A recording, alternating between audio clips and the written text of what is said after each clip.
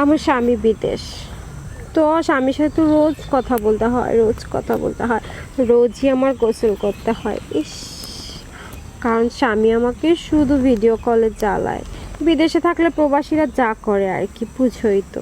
যাদের যাদের স্বামী বিদেশে আছে তারা তারা তো অবশ্যই বুঝছো, স্বামী বিদেশে থাকলে কত জ্বালা হয়। আমার স্বামী বিদেশ থাকে, আর প্রতি রাতে তো প্রত্যেক দিন এই যে বাসা ওয়াইফাই লাইন, স্বামী বিদেশ যাওয়ার পরে বাসা ওয়াইফাই লাইন নেওয়া হয়েছে শুধুমাত্র স্বামীর সাথে কথা বলার জন্য।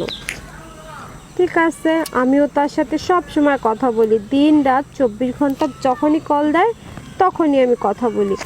আমার স্বামী না খালি বলে, স্বামী যেভাবে বলে আমাকে ঠিক সেভাবে করি।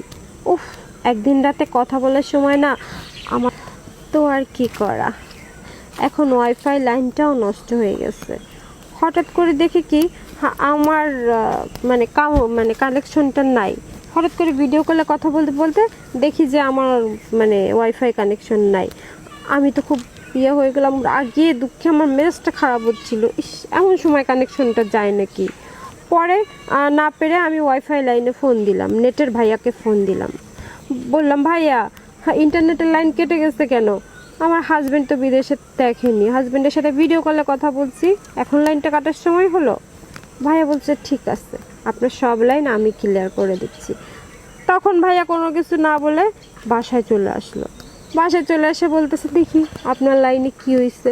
আমি বলি ভাইয়া আর কি করেন না, আমার স্বামীর সাথে কথা বলছি, আমার জ্বালা পুরো মাথায় উঠে গেছে, এখন ভিডিও কলে আমার সব কিছু করতে হবে, তাড়াতাড়ি লাইনটা ঠিক করে দেন। ভাইয়া বলতেছে কেন ভিডিও কলে করবেন কেন? আমি যে জলজান্ত একটা মানুষ দাঁড়িয়েছি, আমার সাথে করা যায় না? আমি বলছি যা, আপনি কি আমার হাজবেন্ড নাকি? আপনি তো ওয়াইফাই লাইনের ভাইয়া, তা আপনার সাথে করা যায় না। তখন বলতেছে আমার সাথে না করলে আমি আর ওয়াইফাই লাইন ঠিক করে দিবই না। আমি বলছি ভাইয়া প্লিজ, আমার এখন না আমার স্বামীর সাথে করা লাগবে, কারণ আমার স্বামী তো প্রবাসে থাকে। ভাইয়া বলতেছে আপনার কোনো কথা শুনবো না, আগে আমার জ্বালা মিটান, তারপরে আমি আপনার ওয়াইফাই জ্বালা মিটাবো। আমি বলছি ঠিক আছে বাবা, ঠিক আছে।